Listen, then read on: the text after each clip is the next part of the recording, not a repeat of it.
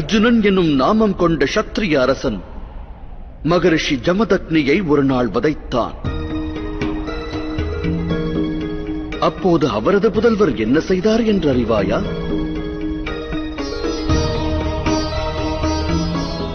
வேதனை கொண்ட அவ்வேளையிலும் சிந்தனை செய்தார்.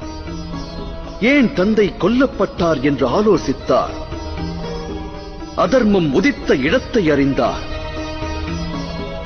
தன் ஹிருதயத்தில் இருந்த வேதனையை அடியோடு அகற்றி அகிலத்து வேதனையை தன் ஹிருதயத்தில் ஏற்றினார். அதர்மிகளான சத்திரியர்களை அடியோடு அழித்து அகிலத்தை காக்க வேண்டுமென்று ஹிருதயத்தில் அவர் உறுதி கொண்டார். அன்று அவர் பழிதீர்க்கும் எண்ணம் கொண்டிருந்தார். இன்று பகவான் பரசுராமர் என போற்றப்பட்டிருக்க மாட்டார்.